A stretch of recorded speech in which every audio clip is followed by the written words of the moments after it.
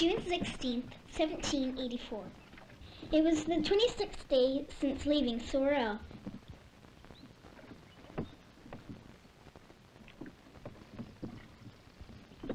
I really miss home. We lived in New York, and we had everything there. Mother and Father were the best tailors anywhere, and they always had lots of business. But the war ruined everything.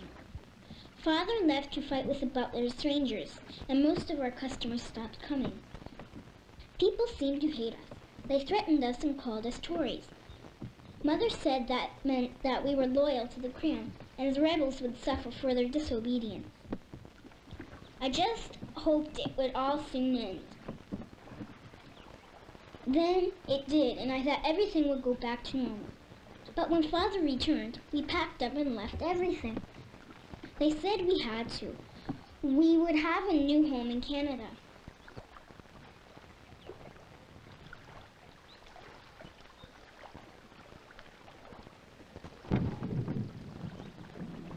We had arrived at our destination, the 4th Cataraqui Township. I don't know why we had to leave, and I don't like it here.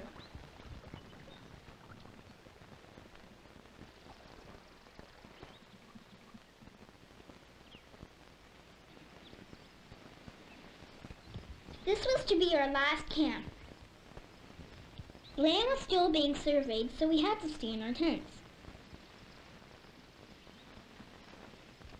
The government supplies had arrived from Montreal. Things like grain, blankets, tools, axes, saws, and that was all. And it was supposed to last for our first 3 years.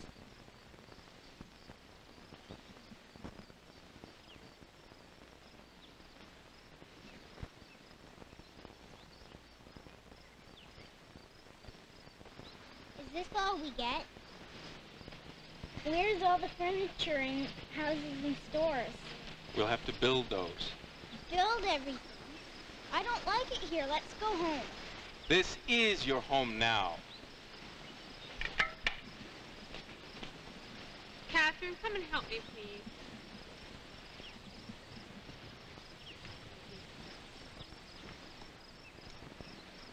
This was home. There was nothing here but forest. What kind of home could we have in such a place?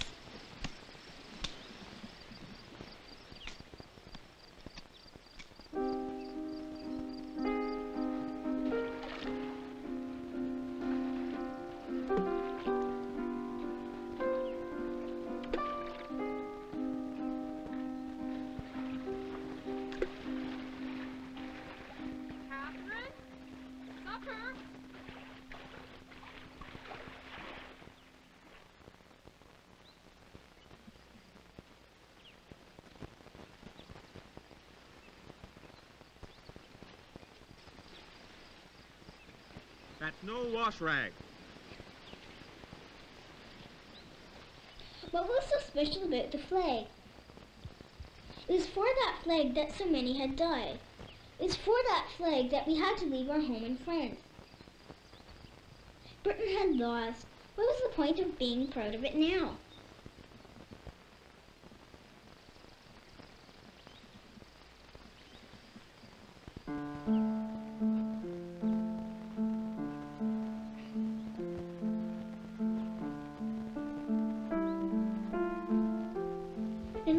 Baby died in July. It was bound to happen. This was no place to raise a family. We had no minister, no service. We just stood there in silence. We were totally alone.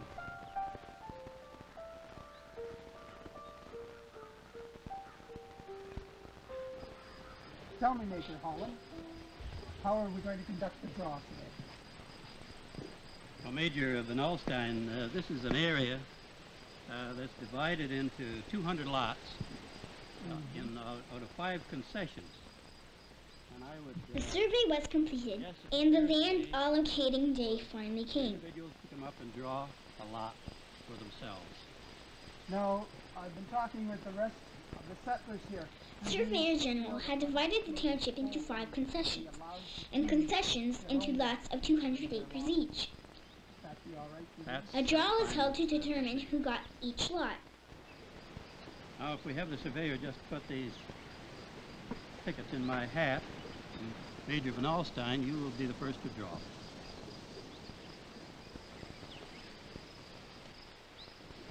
Major Van Alstyne, Lot 16, Concession 2.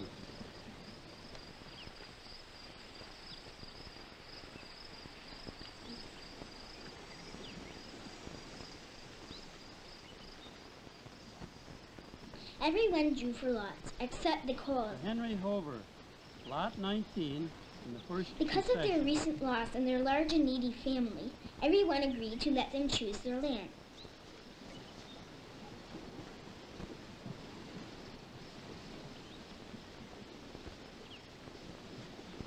To John Crydell, Lot 21, in the first concession. Then came Father's turn to draw.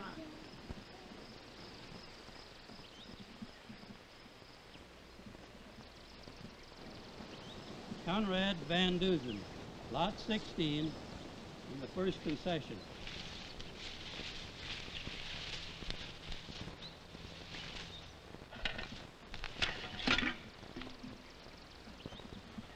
We left at once for our lot. 200 acres of forest. This was our home.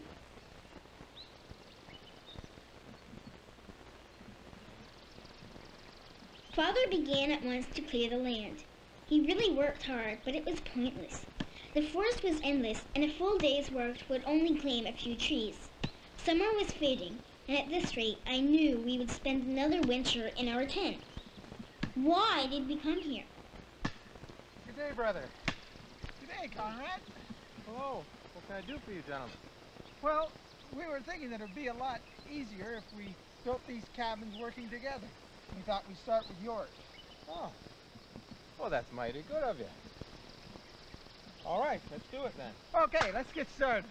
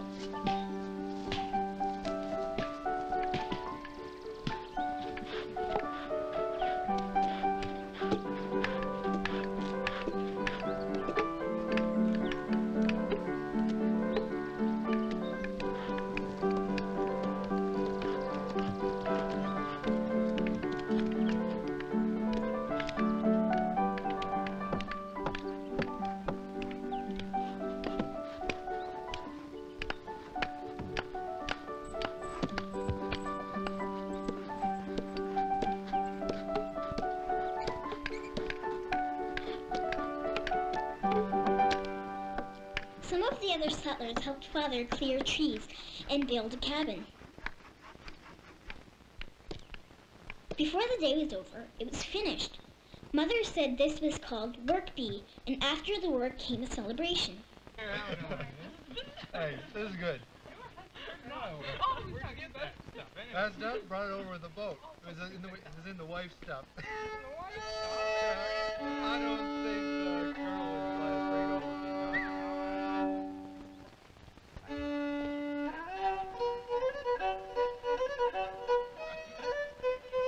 Actually, she doesn't know either. Ask me another one.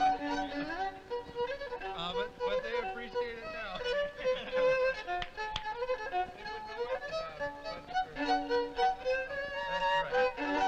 Man can't do anything. The other way, the other way. Come on, you can do it.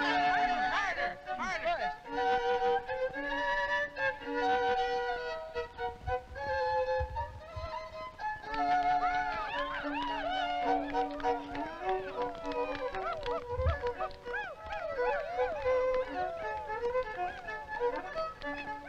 really was fun, and the extra help gave us a house.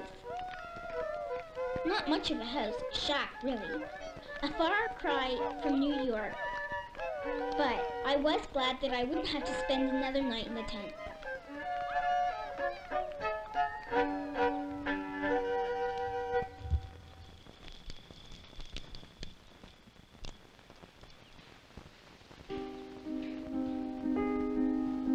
Fall came much earlier here. Father was off at logging bees most of the time.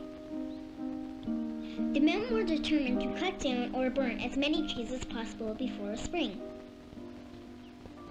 It seemed a waste that such big old colorful trees had to go, but there was no choice. The forest was cleared or we starved.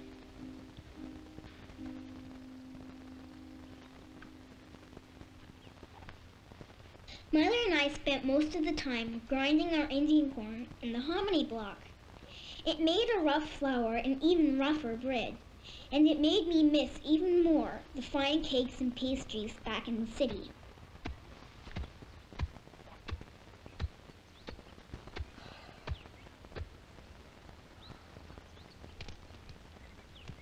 Catherine, would you go and get some more wood, please?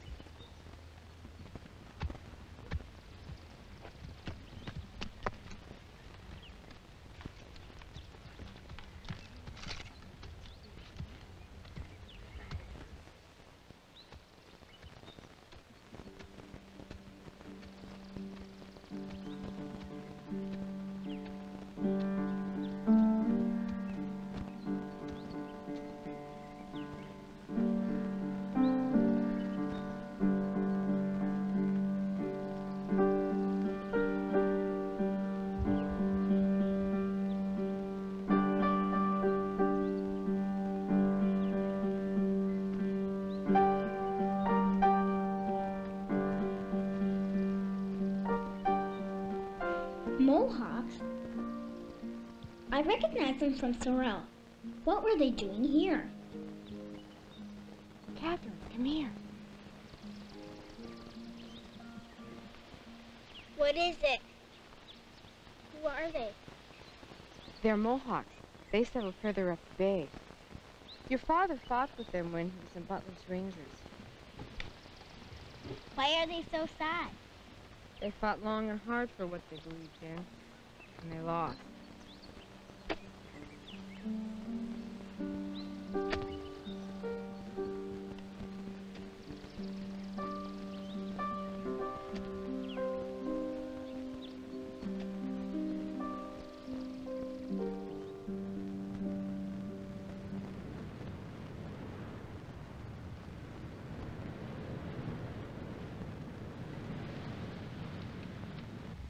Christmas Day. Once again, I felt lonely and homesick. The city was such a lovely place at Christmas. The soft white snow, the decorations, the church bells. Still, this was the first time in many years that we had all been together at Christmas. It was a good feeling.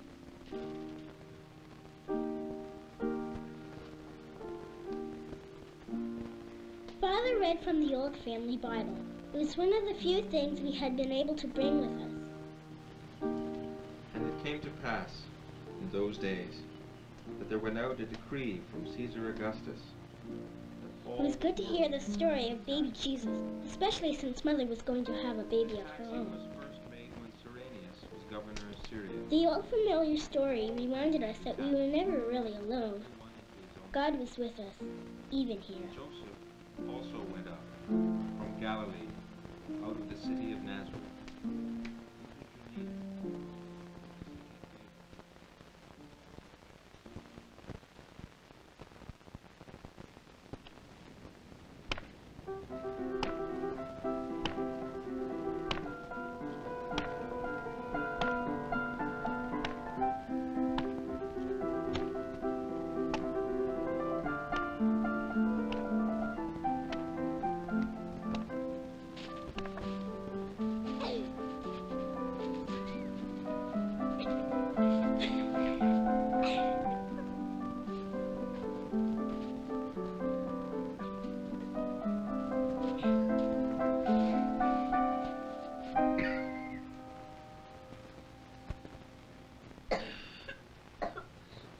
and I got the fever, and Mother cared for us as best she could.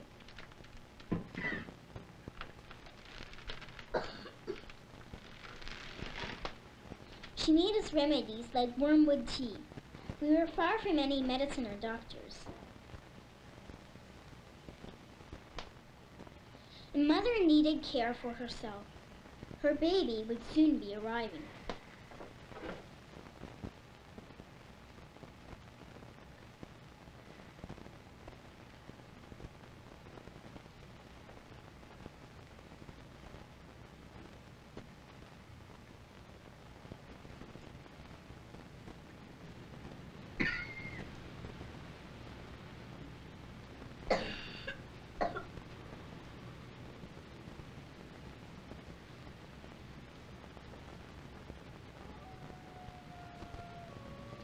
Wolves, again. They would come closer and closer to the cabin as the weather got worse. Father, sick as he was determined to drive them off, and Mother, as stern as she was, could not stop him. Conrad, get back to bed. You're too sick to stand. You're not going out in the storm in that condition. Just outside the door. It's dark as pitch. And get me a light.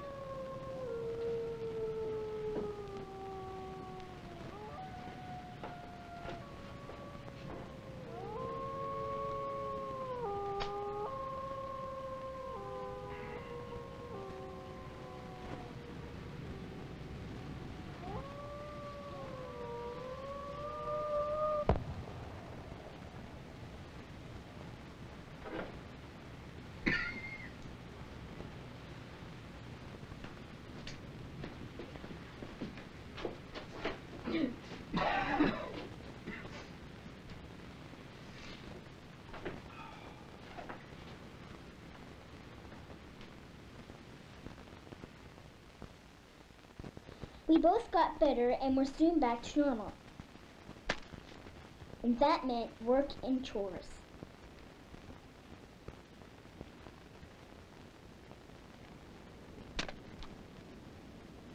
Conrad, it's time.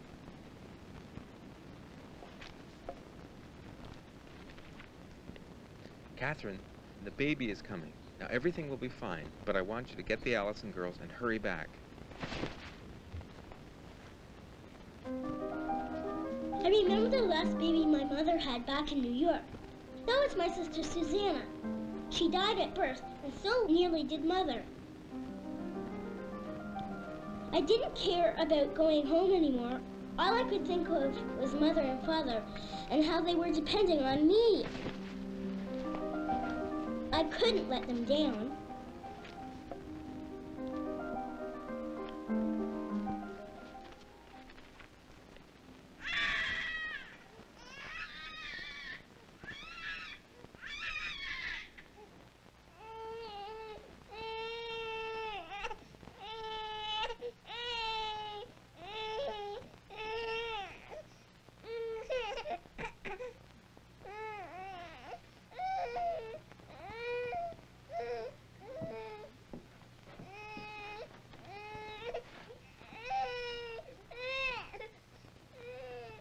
Catherine, come and see.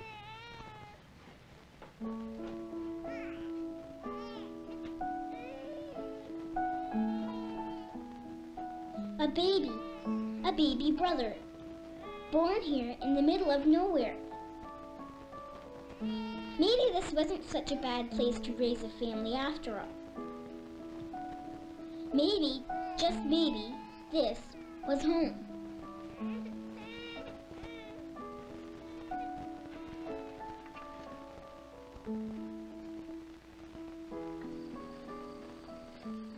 Whoa, Robin, whoa!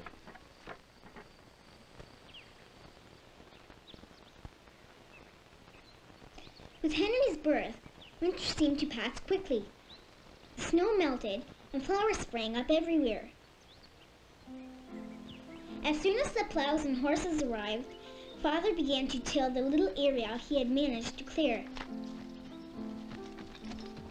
There was a lot of work ahead of us. We would have to be able to support ourselves in 2 years. A barn had to be built, and maybe a larger cabin. And of course, more land had to be cleared.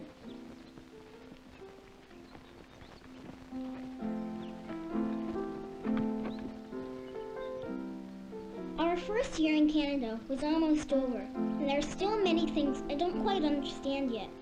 Why did we lose the war? Why did the colonists hate the king? What made my father so loyal? And I still don't really know why we had to leave New York. But there are some things I have learned. I know now that all of us suffered a lot from the war, not just me. I know now that we are not alone. We have family, friends, the king, and even God looking after us. And most of all, I know now that this is my home, and it always will be.